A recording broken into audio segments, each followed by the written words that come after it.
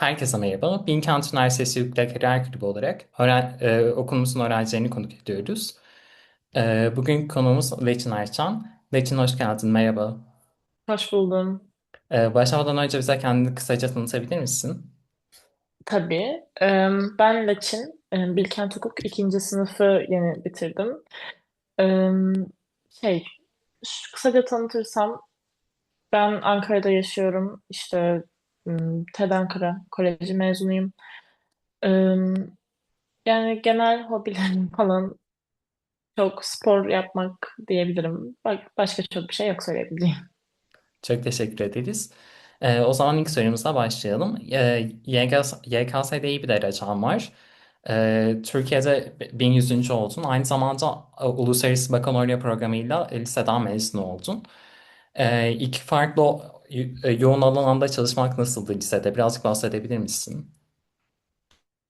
Şöyle, IB ve YKS tamamen farklı alanlar. O yüzden benim açımdan başta oldukça zorlayıcıydı. Çünkü IB bir tık daha analiz gerektiren, kendini çalışman, hani kendi çalışmalarını yapması gereken, daha bilinçli aktör olduğun bir alanken YKS çok belli, spesifik hani sorulara ve konulara çalışman gereken bir alandı. Ben de okulda IB okuduğum için zaten YKS'nin bazı derslerini almıyordum bile. Onu kendim tamamlamam gerekti. Başta buna uyum sağlamam biraz zordu ama bir yerden sonra ben hani aynı anda birkaç şeyi yürütmeyi başarabildim. Hani bir tık daha programlı çalışan bir insanım. Her saatimi neredeyse programlayan biriyim. O yüzden hani şey yapma fırsatı buldum. IB'yi düzgün bir süre aralığına sıkıştırıp kalan her zamanımda YKS'ye odaklanma fırsatı buldum. Bu sayede de aslında ikisine de düzgün bir derece yapabildim diyebilirim. Teşekkür ederiz. IB diploman olmasına karşın Türkiye'de okumaya karar verdin ve hukuk okumaya karar verdin. Neden böyle bir kararda bulundun ve neden Bilkent'i seçtin? Birazcık bahsedebilir misin? Şöyle, ben hukuku aslında çok önceden beri istiyordum. Hani belki 10 yaşından beri hukuk istiyordum. Ve hani ilerledikçe de benim karakterime daha uygun olduğu, gerçekten kendimi geliştirmek istediğim alanlarla örtüştüğünü fark ettim. Bu daha yani insanların gözünde de öyle, benim açımdan da öyleydi. Hukuk çok daha ulusal bir alan gibi görünüyor. Türkiye hukukuna çalışabilirsin gibi görünüyordu. O yüzden ben hani nasıl bunu uluslararası bir yere çekebilirim diye düşündüm aslında. IB okurken de hep çünkü bir şekilde uluslararası bir platformda çalışabilmeyi istiyordum.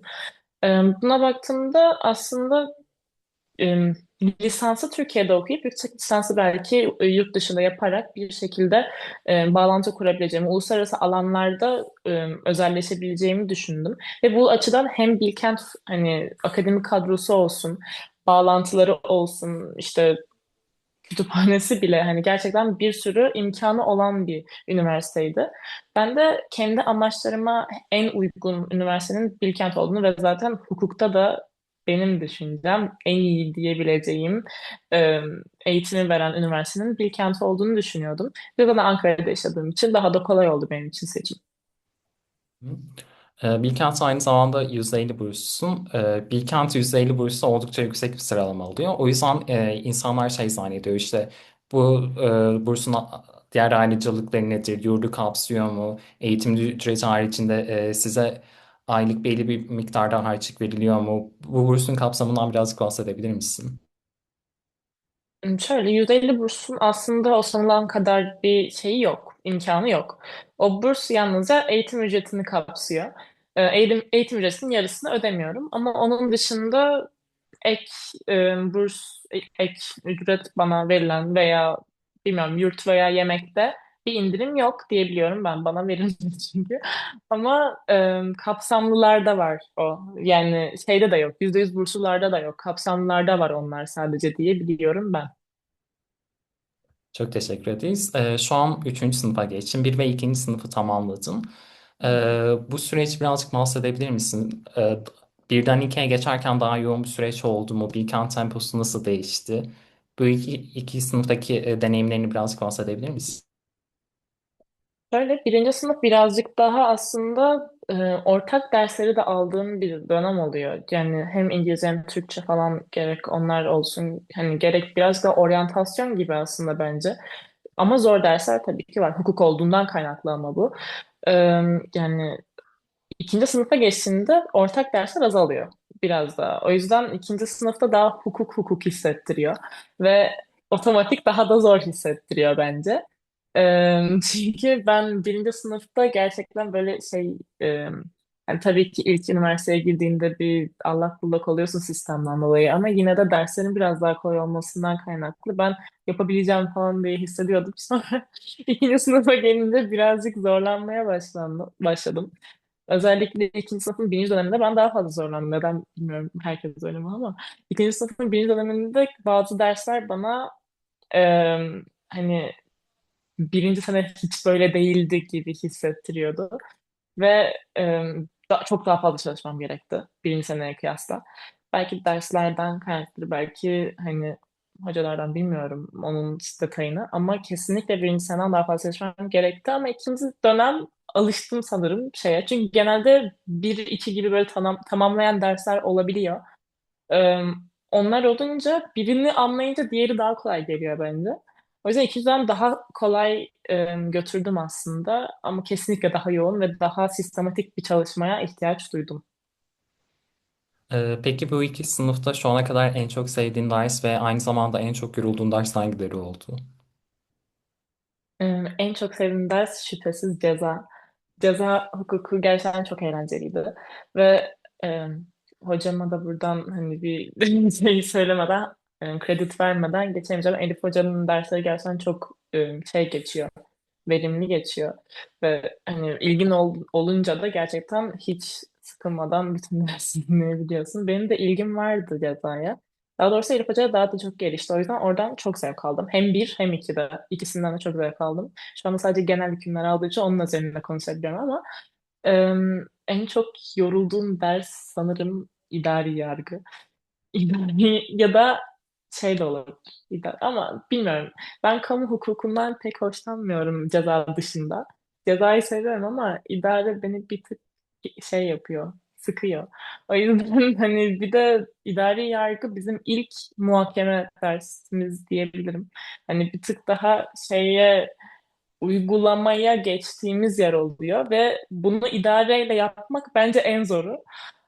O yüzden bununla ilk karşılaştığımda bir ne yapacağımı şaşırdım. O yüzden hani onda bayağı yorulmuştum. Ama hallettim bir şekilde. Bilkent'te birçok kulüp ve kulüp etkinliğinde bulundun. Bilkent'te aynı zamanda birçok hukuk kulübünün de etkinliğinde bulundun. Birazcık kulüplerin içeriklerinden bahsedebilir misin? Kulüplerin faaliyetleri verimli oluyor mu? Bahsedebilir misin lütfen? Tabii.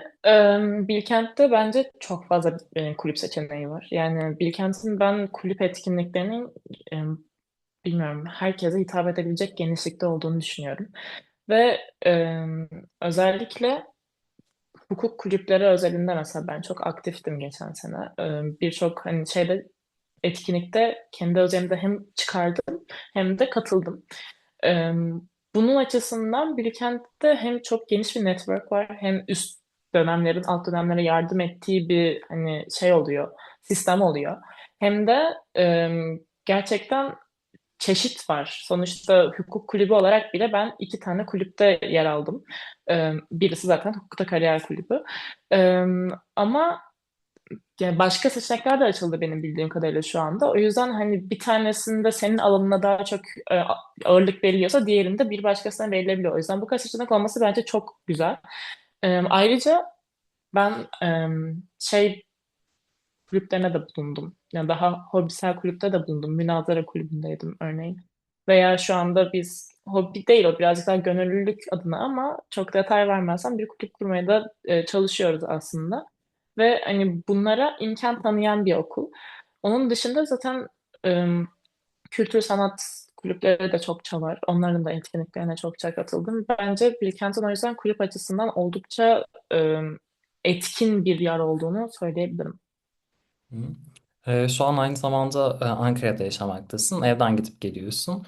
Ankara'da yaşayan bir öğrenci olarak Bilkent kampüsünü ve Bilkent kampüsü içerisindeki deneyimlerinden bahsedebilir misin? Tabii. Şöyle, Bilkent'in bence kampüsü benim zaten hatta seçmeme sebep olan özelliklerinden birisiydi. Çünkü hani bazı üniversitelerin örneğin hani Ankara Üniversitesi'ne örnek verirsem bu yani kampüsü olmadığı için benim açımdan biraz eksiye düşen bir yerdeydi. Çünkü ben kesinlikle kampüs hayatı istediğimi söylüyordum kendime. Ve Bilkent bu konuda çok bence iyi bir okul. Kütüphanesi zaten çok geniş ve hani istediğin her şeyi bulabilirsin bence orada. Çok da şey olamaz. Ya da çalışma alanları zaten şey. Ya da benim için en iyi kısmı şu anda spor salonu ücretsiz ve bayağı geniş bir ne denir? Malzeme şeyine sahip, imkanına sahip. Ya da bence kim alan bile, Mayfest'in kendisi bile gayet güzel bir yer. Bunlar benim bence zaten okula en çok çeken yerlerden biri. İkincisi de ringin olması. Ring yani her okulda var mı onu bilmiyorum ama Bilkent'te ringin olması Ankara içinde yaşayan birisi için gayet kolaylaştırıcı bir şey. Yani birçok yerden kalkıyor sanırım, çok detaylı bilmiyorum ama ayrıca bir de bence okul uzak bir yerde değil. Biraz daha merkezi bir konumda. O yüzden kendi aracına da gayet kolay gelebiliyorsun. Ben derse çok az geç kalıyorum bu sayede. Çok geç kalksam bile. E, Bence en iyi özellikleri bunlar Bilkent'in Ankara'da özelinde. Son olarak Bilkent Hukuk'tan mezun olduktan sonra gelecek planların nedir? Ne yapmayı düşünüyorsun? Şu anda o konuda biraz kafam karışık aslında. Çünkü daha ikinci sınıfı yeni bitirdiğim için hani kendi istediğim alanı keşfetmeye başlıyorum aslında. Çünkü en başta ben şeye girerken, bölüme girerken kendime bazı yasaklar koymuştum. Ve şu anda o yasakları şey deliyorum gibi. Çünkü kesinlikle ceza istemiyorum dedim mesela kendime. Şu an ceza çok istiyorum. O yüzden kafam aslında biraz değişiyor okudukça, dersleri girdikçe. Ve kesinlikle bunda hocaların çok fazla etkisi var zaten en başına söylediğim gibi. Ben şu anda o yüzden yani uluslararası cezaya çok ilgiliyim. Belki bu konuda ilerleyebilirim. Belki hani biraz daha teorik alan da ilgimi çekmeye başladı gittikçe. Yani akademiye yönelir miyim bilmiyorum. O konuda biraz hala kafam karışık ama e, ilerledikçe kendi yolumu nasıl çizmek istediğimi karar verdikçe aslında biraz daha netleşecek gibi bunlar ama şu anda daha çok uluslararası ceza gibi görünüyor. Sorularımız bu kadardı. Teklifimizi kabul edip katılım sağladığın için çok teşekkür ederiz de için. Ne demek? Ee, Röportajımız bu kadardı. Sonraki videomuzda görüşmek üzere.